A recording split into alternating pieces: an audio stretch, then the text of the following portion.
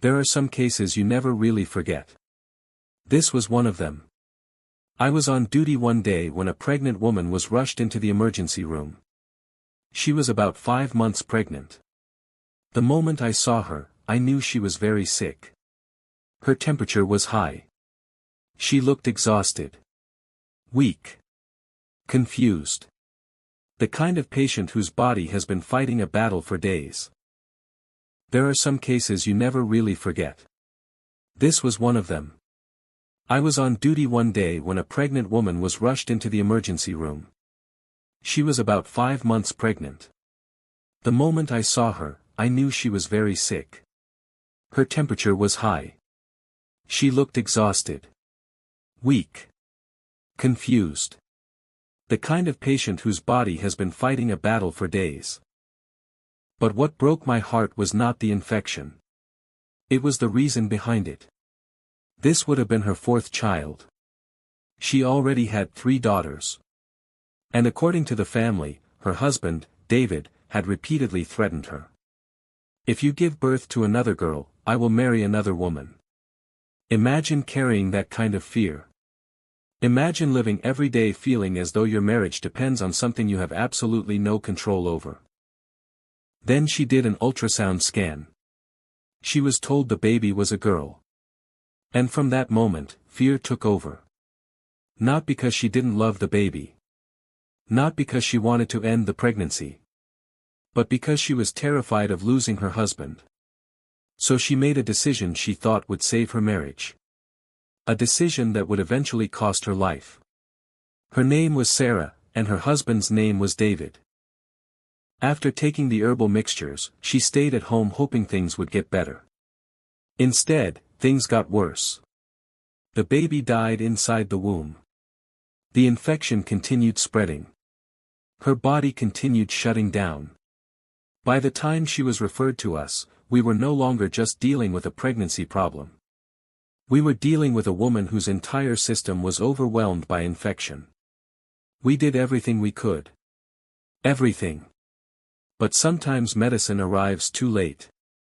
A few days later, she died. A young woman. Gone. A mother of 3 little girls. Gone. A woman who only wanted to keep her marriage together. Gone. And the saddest part? Throughout her admission, the husband she was trying so desperately to keep was nowhere to be found. Not once. Not once did I see the man whose approval had cost her so much. Today, 3 little girls are growing up without their mother. And life? Life moved on. It always does.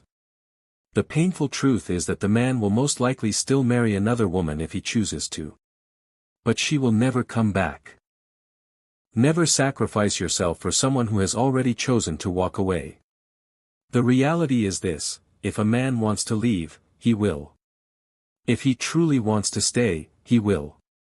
No amount of pain, sacrifice, pleading, or self-neglect can force someone to love you. And let's put an end to a harmful misconception. A baby's sex is determined by the father's chromosomes, not the mother's. A woman has no control over whether she gives birth to a son or a daughter. Blaming, insulting, or mistreating a woman for having daughters is not only deeply unfair, it has no biological basis. To every woman reading this, your life matters. Your well-being matters. You matter. Your children need your love, your guidance, and your presence far more than they need you to suffer in silence. No marriage is worth your life. No relationship is worth your peace. No person's expectations are worth your safety. Protect your health. Protect your peace. Protect your dignity. Protect your future. Above all, choose yourself. Choose life. The Bible says in Galatians 5 verse 1. It is for freedom that Christ has set us free. Stand firm, then, and do not let yourselves be burdened again by a yoke of slavery. Sarah was burdened by a yoke she was never meant to carry. She was enslaved by fear. But you do not have to be. Psalm 139 verses 13 to 14 declares, For you created my inmost being, you knit me together in my mother's womb. I praise you because I am fearfully and wonderfully made, your works are wonderful, I know that full well. God himself says you are wonderful.